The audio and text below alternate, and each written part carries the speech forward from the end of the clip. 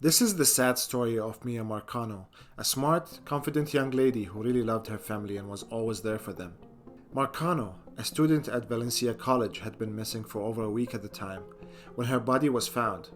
She was last seen at the Arden Villas apartment complex in Orlando, where she lived on September 24, 2021. Orange County Sheriff John Mina shared an update on the case saying Miya was found bound with black duct tape on her feet, hands, and mouth.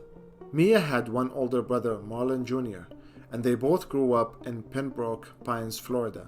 When their parents divorced, their mom went to live in the Virgin Islands and their dad remarried.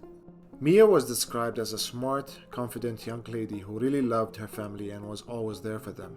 She was beautiful, ambitious, and knew exactly what she wanted in life. She graduated in May 2020 and immediately enrolled at Valencia College in Orlando that same year. She intended to pursue an art degree and later take a course in sports medicine. While still studying, Miya got a part-time job in a leasing office in Eden Villas, a student housing complex located near the University of Central Florida. But then she started having some awkward encounters with a maintenance guy who works at the complex that kept trying to hit on her. She turned him down several times, but the guy kept insisting and caused Miya to feel really uncomfortable that Miya even had to tell her family about it. On Friday, September 24, 2021, Miya left work at around 5 p.m. hoping to catch a flight to Fort Lauderdale to visit her family. She went over to her apartment and grabbed her suitcase but never came out. What happened later is Miya stopped responding to text messages and phone calls, but later on her flight landed and Miya was nowhere to be found. At around 9:30 p.m., Miya's mom called the Orange Sheriff's office and asked for a wellness check to be done on Miya. A deputy was dispatched.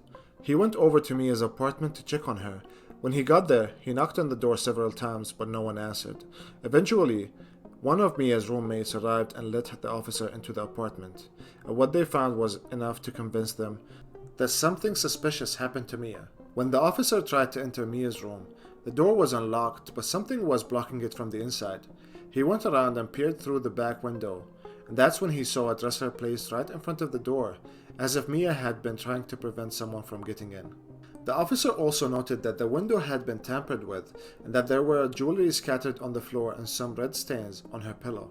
The roommate stated that Miya had texted her at 5 p.m. saying that she was heading to the airport. When asked if there was someone in Miya's life who would want to harm her, she mentioned the creepy maintenance guy, Armando Caballero. She said that Armando had been harassing Miya, asking her out on a date, but Miya always rejected him. Miya's family then decided to go there themselves. They arrived at the apartment complex at around 3 a.m. and called the sheriff's office to the complex to give them access to Miya's room. Apparently, even after all the signs of struggle in the room, the place had not been declared as a crime scene. Miya's family had to investigate on their own. Upon entering her room, they found a yellow box cutter under a rug that did not belong to Miya. And then a short while later, guess who showed up in front of Miya's apartment? Yes, Armando himself. He randomly asked the family if they were looking for him. Miya's family asked him, "Who are you?" He said, "I'm the maintenance guy. I heard you're looking for me." Miya's aunt found this to be really suspicious since they had not yet announced that Miya was missing. So how did he find out? It was also suspicious that he would randomly show up at 4 a.m. while he was off work and had no reason to be there.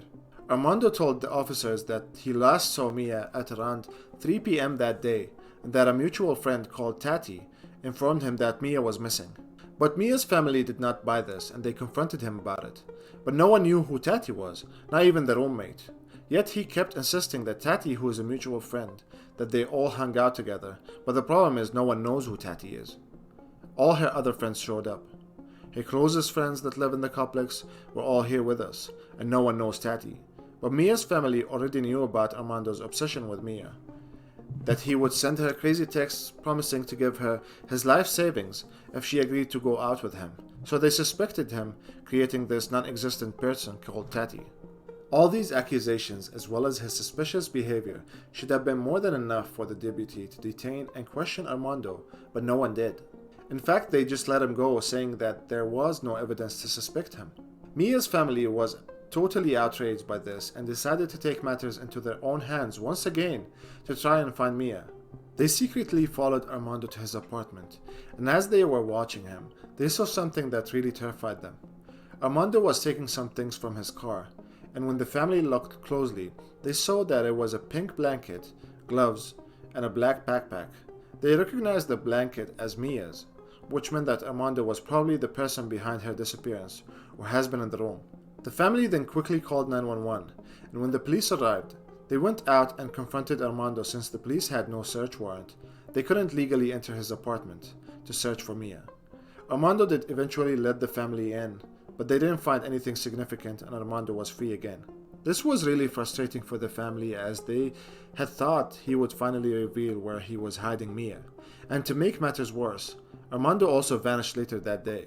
By now, Miya had been entered as a missing person by the Orange County Sheriff's Office, and since Armando was the only suspect in the case, a warrant of arrest was issued for his arrest on Saturday the 25th at around 4:30 p.m. A few hours later, detectives raided and secured Armando's apartment, but it was already too late. Armando was long gone. Investigators learned that on the day of Mia's disappearance, at around 2 p.m., someone had opened her apartment using an on-call maintenance key fob, which was known to be in Armando's possession. The same key was used again to open the apartment at 4:30 p.m. before Mia's shift ended. 30 minutes later, Miya used her key to enter her apartment at 5:06 p.m. Then almost an hour later, Armando's car was seen leaving the apartment complex at 7:16. Armando placed a fake maintenance call to the complex. Then 10 minutes later, he called the apartment office staff, asking to be let in the gate, probably trying to establish an alibi. Armando left the complex at around 7:38 p.m. With this new information, police believed that Armando was probably waiting for Miya in the apartment, so they started digging into Armando's profile, trying to track him down. Then on the early morning of Monday, September 27th, police received a call reporting that a man had been found hanging in the garage of another apartment complex. That man turned out to be Armando, and he had been dead for a while. This discovery was really devastating to the case, as he was the only one who knew where Miya was, and if she was still alive. Mia's family was furious that Armando chose to take the cowardly way out instead of saying what he did to Miya. Still, her family held onto the hope that they will still find Miya alive. But with Armando gone, the search for Miya quickly intensified, and dozens of people came in to help along with law enforcement officers. They scoured through the entire town searching rivers, lakes, and bushes for any sign of her. By September 30th, the search teams had conducted over 30 searches spanning across 3 counties using various resources including helicopters, canine units, and dive teams. The case gained national attention, with Mia's family calling on the FBI to come and help in the investigation. This request was echoed by a local congressman who took to Twitter to ask the FBI to join the case. The Marcano family is right. The FBI should assist in the search for Miya Marcano. She could have been brought across state lines, so it's key to have their support in the investigation. Investigators tried retracing Armando's footsteps on the day Miya disappeared and found that he had visited a place called Timbers Cone. This is a rough neighborhood in Orlando that's known for all the manners of crime, including gun violence, murders, and narcotics. A lot of people had moved out due to the insecurity, and the area had become a ghost town, with abandoned buildings and some that seemed like they're about to collapse. So what was Armando doing there? Investigators found that Armando had lived in this area at some point in his life, and therefore knew the ins and outs of this place. Cell phone records showed that Caballero was in or near the Timbers Can apartments on Friday evening between 8 and 9 o'clock. That's the evening that she was reported missing. A search team was sent to the area, and on October 2nd, 2021, they found Mia's body hidden in a wooded area near Timbers Can. Her hands and feet were bound with duct tape, and she had duct tape covering her mouth. Her purse was also found nearby, containing the shirt she was last seen wearing. She was partially dressed in only her jeans, bra, and a robe. There was no evidence of trauma, and due to the level of decomposition, the medical examiner could not determine how she really died. Mia's family and loved ones was totally crushed by the news. Mia's family felt that the management of Aiden Villas was partially to blame for what happened to Miya, saying that they did not do enough to protect Miya.